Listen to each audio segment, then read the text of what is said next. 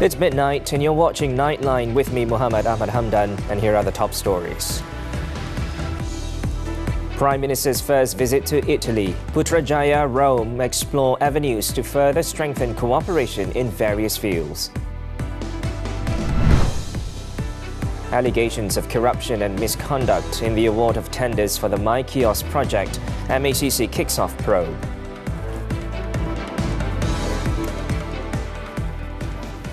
Good morning. Malaysia and Italy have agreed to strengthen their long-standing economic ties with a focus on cooperation in the field of energy transition.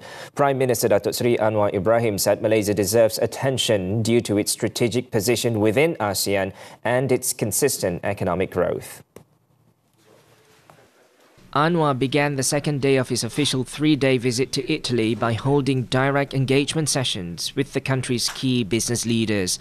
The meeting included discussions on prospects for long-term cooperation with two Italian defence industry giants, Fincantieri and Leonardo, both of which recently took part in the Langkawi International Maritime and Aerospace Exhibition Lima 25.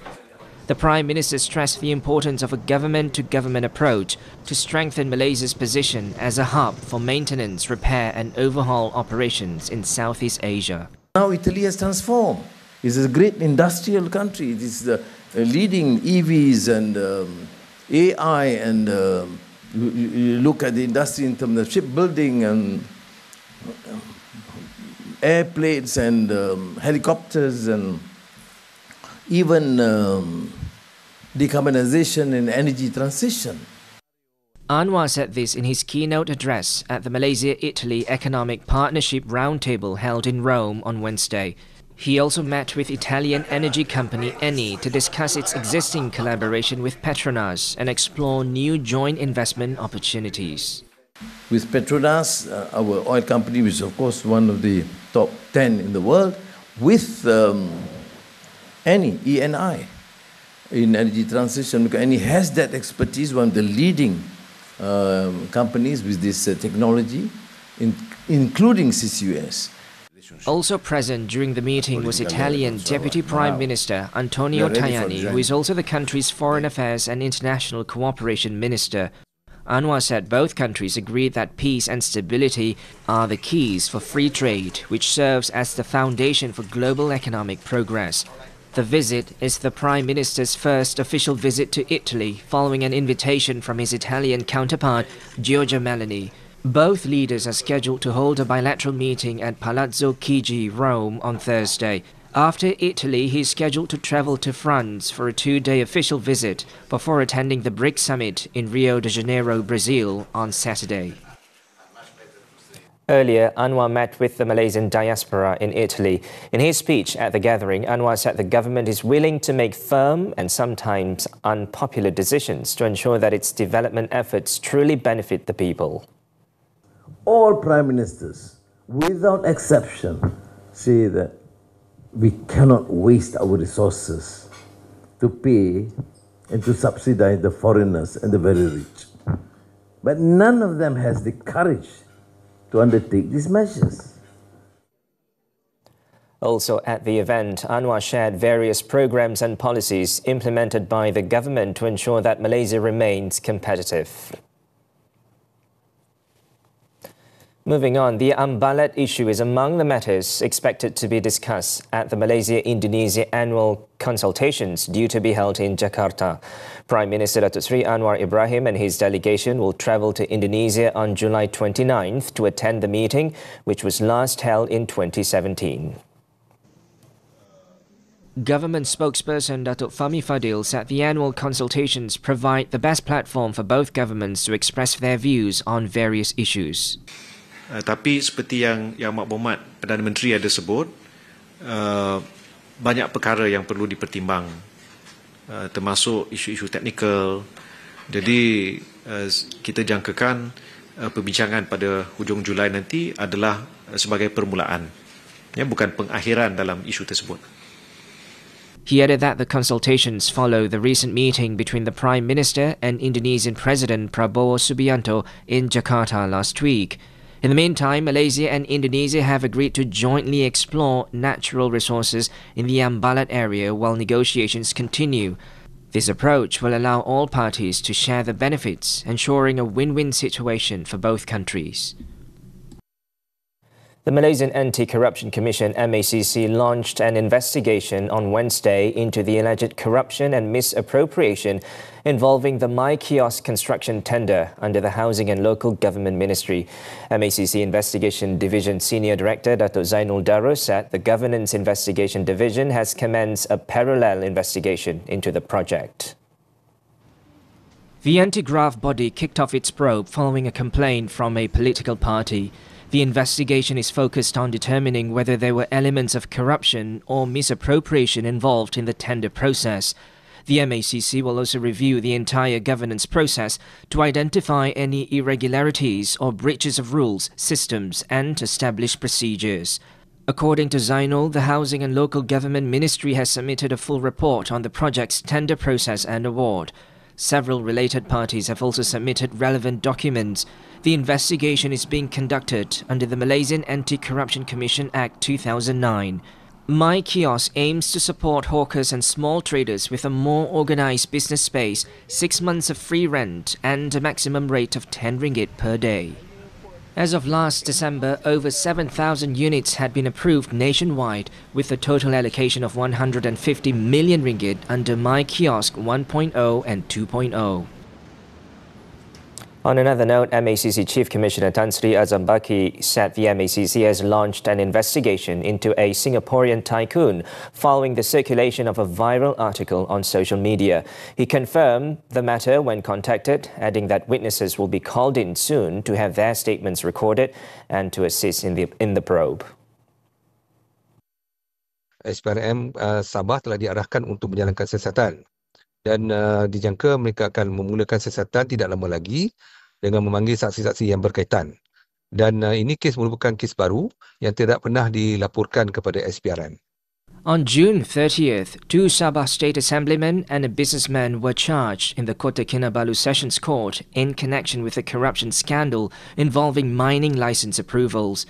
They were charged for offering gratification and for receiving gratification under the MACC Act 2009.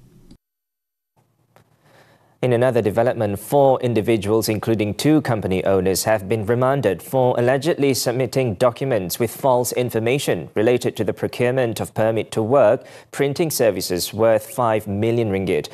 According to sources, the suspects, 3 men and 1 woman in their 40s and 50s, were arrested on June 30th when they appeared at the Sabah MACC office to give their statements. The suspects' remand order for 4 days starting Wednesday was issued by Magistrate Zul Yunus at the Kota Kinabalu Magistrates Court. The arrests were made as a follow-up to Op Afingo. MACC Special Operations Division Senior Director Dato' Muhammad Zamri Zainul Abidin confirmed the arrests. He said the individuals will be charged under the MACC Act 2009 as well as other offences under the Anti-Money Laundering, Anti-Terrorism Financing and Proceeds of Unlawful Activities Act 2001. Since the Road Transport Department launched its nationwide operation to enforce seatbelt usage on express and tour buses on July 1st, a total of 52 summonses have been issued to drivers, passengers and bus attendants for failing to comply. And to ensure drivers and passengers do not flout this regulation, the RTD has started going undercover to nab dodgers. In Selangor, for example, RTD personnel pose as bus passengers to ensure consistent compliance. Selangor RTD Director Azrin Borhan said with the undercover staff, random inspections are being conducted at bus terminals, rest stops, tourist spots and major highways. Hari ini pemeriksaan JPJ daripada semalam kita telah memeriksa bas ekspres sebanyak 56 kenderaan dan persiaran sebanyak 23 kenderaan. Kita dapati kesemua kenderaan ini telah mematuhi arahan yang telah kita wawarkan dan tetapkanlah. Di sekitar Selangor ni pematuhan dia dan kerjasama daripada pemandu dan penumpang adalah amat tinggilah. Azrin was speaking to the media during an enforcement operation in Dengkil, Selangor on Wednesday. Enforcement of the seatbelt regulation came into effect on Tuesday. Passengers who refuse to wear seatbelts despite being reminded by the driver will be issued summonses. As for minors, reminder notices will be given. The enforcement applies to buses manufactured after January 2020, whereas buses built before that date will be granted a specific time frame to install seatbelts.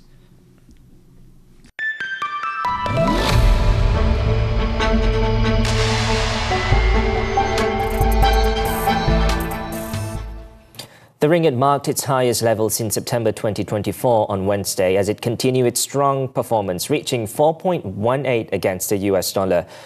Analysts said the strong performance was driven by a weaker greenback following softening market sentiment.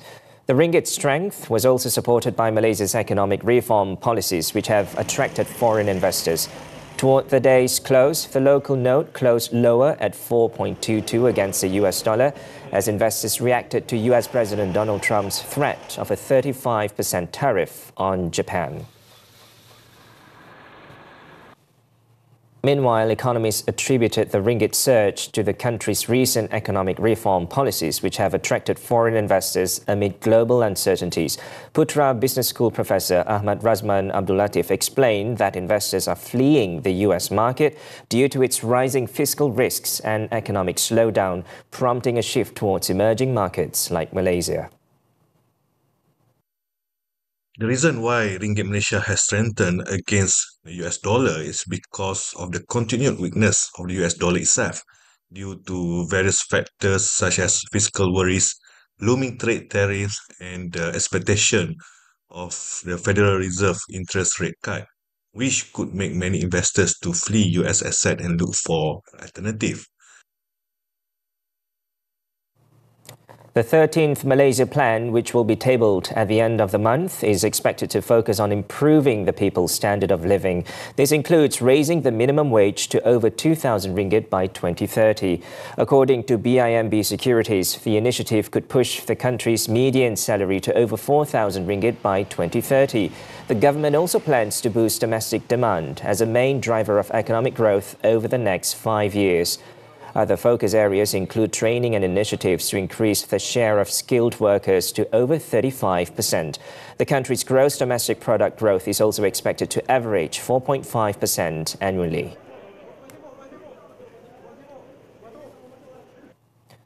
The Senate passed US President Donald Trump's mega bill after days of negotiations and a marathon amendment session that at times appeared to imperil the domestic policy package. The final vote was 51-50, with Vice President J.D. Vance casting a final tie-breaking vote. The bill has been sent to the House of Representatives, where fiscal hawks in the Freedom Caucus have expressed frustration with what they say are shallow spending cuts, and moderates are concerned over cuts to Medicaid. All have warned that they may not support the bill. The vote is expected to be held on Wednesday or Thursday. The non-partisan Congressional Budget Office projects the bill will add at least $3 trillion to the federal deficit over the next decade. On a separate matter, Trump has threatened to impose a 30 or 35% tariff on Japan if a deal between the two countries isn't reached before a deadline next week. The rate is well above the 24% tariff Japan was hit with as part of Trump's so-called Liberation Day on April 2nd, when he announced steep import duties on countries around the world. The tariffs on most US trading partners, including Japan, were later lowered to 10% for 90 days to give them time to negotiate deals with Washington. The pause is due to expire on July 9th, and Trump has said he's not planning to extend the deadline.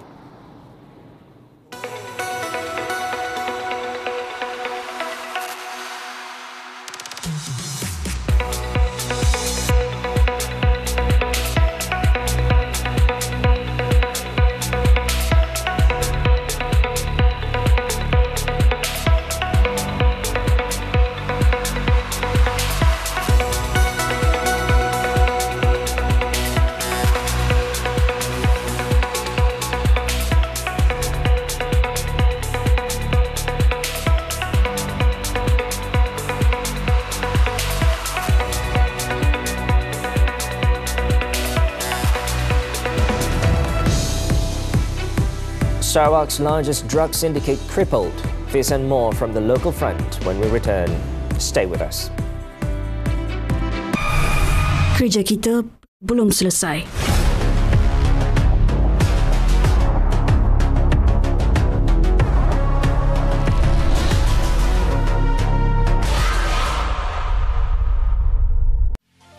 A woman's spirit is boundless. So grab your coffee cups and wear your sassiest smile. Because this season, we're louder than ever. We talk career, health, finance, relationships, and everything in between. Women's Talk is here to empower and inspire you. Join us on Women's Talk every Saturday, 5 p.m. only on TV3 and stream now on Thursday. Peningnya, kecil ke besar, besar ke kecil? Mestilah I nak yang besar. Persoalannya, saiz apa yang puas? Mestilah saiz 65 inci. Lagi besar, lagi layan. Juara! Wow! Lagi layan tengok tonton dekat smart TV besar. 99 sen je. Lagi besar skrin, lagi puas stream. Layan tonton di smart TV, repeat sampai pagi. Hari ni menu berasaskan buah. Buah pear ni macam-macam benda boleh buat supaya dia ada aroma limau zest kat situ. Perfect. Base dengan mentega dan juga herba serta bawang putih. Dan saya boleh bayang bagaimana keenakan mangga goreng sekejap lagi. Jangan lupa saksikan 5 Rencah 5 Rasa setiap Sabtu 6.30 petang hanya di TV3 dan stream juga melalui Tonton.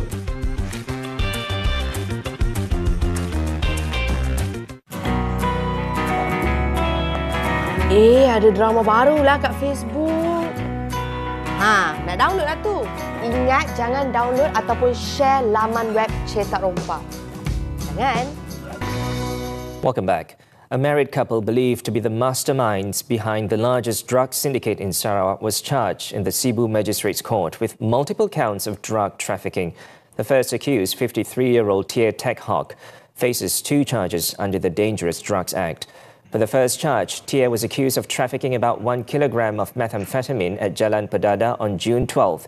He was jointly charged with his wife, 45-year-old Lee Chi Fei, with trafficking about 6 kilograms of the same drug at Jalan Permajaya 9D1B1 at 10:45 p.m. the same day. They also face another charge of possessing about 2 kilograms of ketamine and 2 kilograms of nimetazepam at the same location and date. Both the accused nodded in understanding when the charges were read, but no plea was recorded. No bail was granted for either of the accused. The court set August 22nd for case mention. In Johor, a drug syndicate that used messaging application WeChat to find customers and distributed narcotics by placing them at roadside spots for pickup has been taken down in a police operation. The syndicate, active since January, was crippled in 3 raids in Johor Bahru on June 19th. Johor Police Chief Dr. M. Kumar said 3 Malaysian men and 2 Vietnamese women, all aged 29 to 46, were arrested in the operation. The syndicate's modus operandi was to place drugs purchased by customers at pre-agreed locations, unlikely to arouse suspicion, such as by the roadside, drains or rubbish bins. A total of 16.86 kilograms of ecstasy powder, 104 grams of ketamine, 1,950 Aramin 5 pills, 1.25 kilograms of ecstasy tablets and 35 yaba pills with a street value of more than 2.95 million ringgit were seized in the operation. Police also seized drug processing and repackaging equipment, 5 vehicles and 9,100 ringgit in cash and jewellery, bringing the total value of drugs and assets seized to over 3.21 million ringgit. The suspects who tested positive for drugs will be remanded until Thursday to facilitate investigations under the Dangerous Drugs Act. In Kuala Lumpur, police have identified the suspects involved in the shooting incident at a restaurant along Jalan Tun Sambadan Brickfields on June 13th. Investigations reveal the motive involved gang-like elements, including turf disputes and revenge linked to drug activities. Kuala Lumpur Deputy Police Chief Datuk Muhammad Usuf Jan Muhammad on Wednesday said the suspects are attempting to evade capture, but efforts to track them down are ongoing.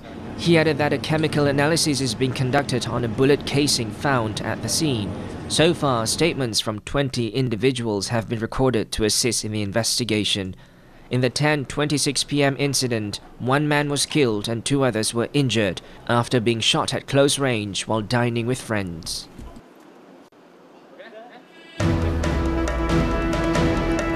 Australia suffers its biggest cyber breach in years. The details after this short break.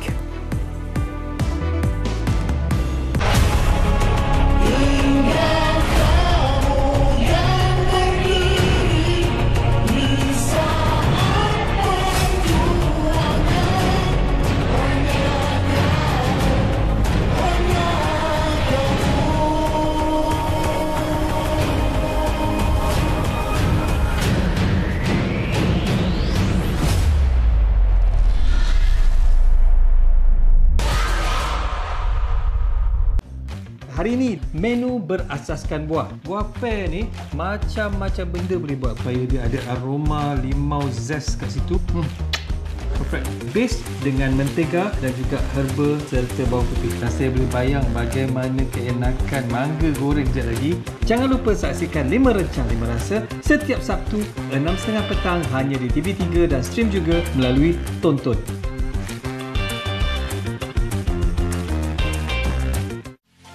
A woman's spirit is boundless. So grab your coffee cups and wear your sassiest smile.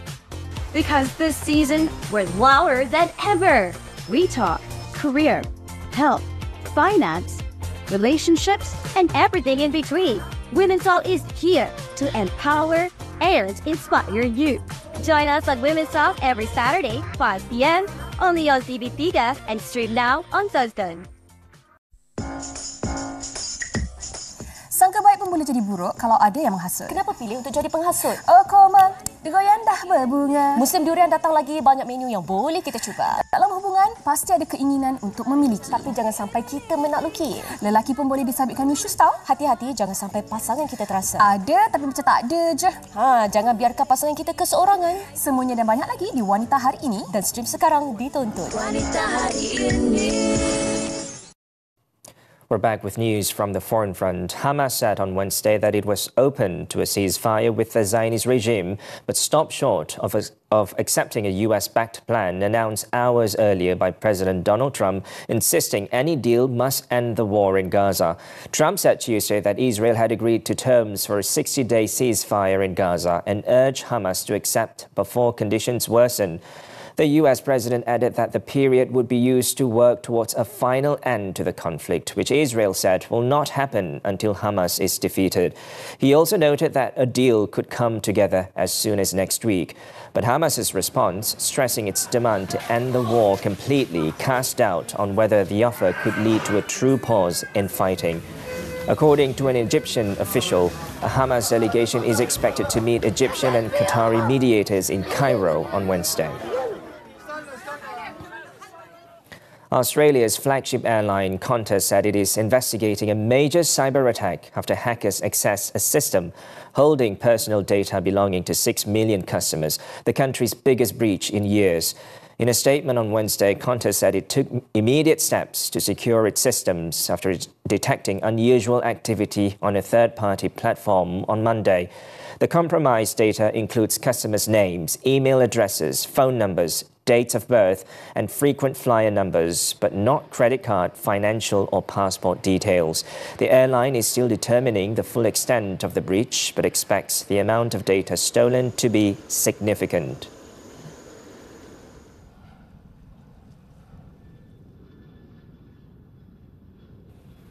Thailand's Deputy Prime Minister Phumtham Wechayachai is poised to take over as the country's acting Prime Minister on Thursday, as the Pheu Thai-led government grapples with deepening political uncertainty following the suspension of Prime Minister Paetongtarn Shinawatra. He is set to replace Deputy Prime Minister Surya Juangrongwangkit, who held the position for just 1 day on Wednesday. Phumtham's assumption of the role hinges on the formal swearing-in as Interior Minister scheduled for Thursday following a royal decree approving a cabinet reshuffle. The 71-year-old political veteran, who previously held several senior cabinet positions, is a pillar of the Pheu Thai party and is widely regarded as a trusted confidant of the Shinawat family. Property tycoon Ong Beng Seng's guilty plea hearing has been postponed and replaced with a pre-trial conference scheduled for July 8th. Court records on July 2nd show the court approved an application to reschedule the hearing. A Singapore court spokesman said both the defence and prosecution requested the adjournment to file additional written submissions on sentencing. A spokesman for the Attorney General's chambers confirmed that Ong's guilty plea hearing will be set for a later date. The 79-year-old faces 2 charges filed in October 2024, similar to those for which former Transport Minister S. Iswaran pleaded guilty last September.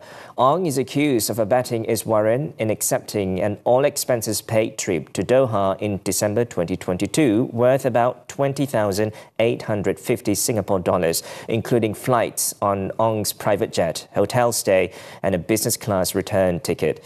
In the second charge, he allegedly helped Iswaran pay 5,700 Singapore dollars for a flight ticket in May 2023 after anti-graft investigations had begun. British Prime Minister Keir Starmer has won a key vote in Parliament on a signature plan to overhaul the country's welfare system. The House of Commons voted 335 to 260 in his favour on Tuesday. But the win was undercut by a major revolt within his own Labour Party. Facing strong pushback, Starmer was forced to water down his proposed cuts, exposing divisions that could threaten his leadership. Starmer swept into office last year with the largest parliamentary majority in UK history, 403 of 650 seats, promising to end years of parliamentary gridlock.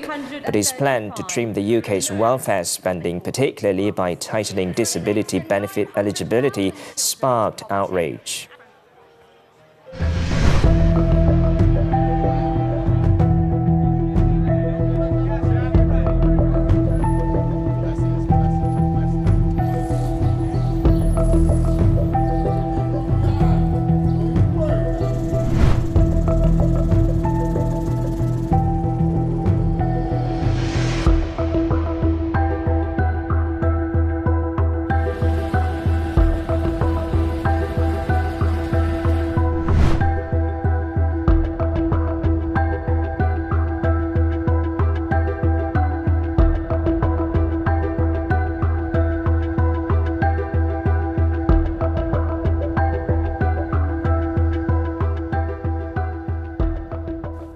Switching to sports now, Malaysia Athletics will not be renewing Technical Director Robert Ballard's contract when it expires on July 31st due to budget constraints. Its president, Datuk Karim Ibrahim, said the decision is due to a lack of government funding and private sponsorship. In a statement, Karim acknowledged Ballard's contribution since his return in 2023, noting his role in enhancing the performance and development of national athletes. He also expressed gratitude for Ballard's dedication and wished him success in his future endeavours. Ballard, who began his latest stint on August 1, 2023, has been credited with significant impact during his 2-year tenure. Manshaha Abdul Jalil, meanwhile, has been proposed as the new national head coach to prepare the team for the Thailand SEA Games in December. MA will meet next week to decide whether to appoint a new technical director. And moving on to football now, the 2025 FIFA Club World Cup. Gonzalo Garcia's header was enough to give Real Madrid a 1-0 win over Juventus at Hard Rock Stadium on Tuesday, securing their place in the quarter-finals. After a tightly contested first half, Alexander-Arnold delivered a delicious cross that Garcia nodded home 9 minutes after the interval. It was an impressive display from Xabi Alonso's men, and adding to the positive day, Kylian Mbappe made his return from illness, coming on as a 68th-minute substitute for his first appearance of the tournament. The Spanish Giants will now face Borussia Dortmund in the last 8 after the German side defeated Mexico's Monterrey 2-1 in the other round of 16 clash.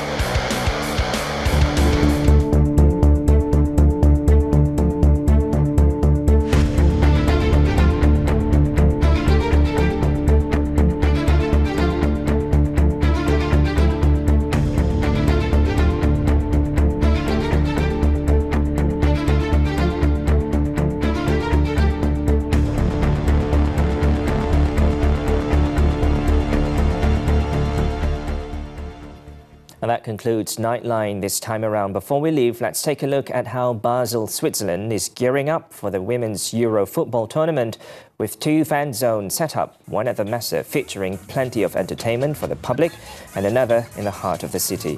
With that, I'm Muhammed. Hamdan. Thanks for watching and stay safe.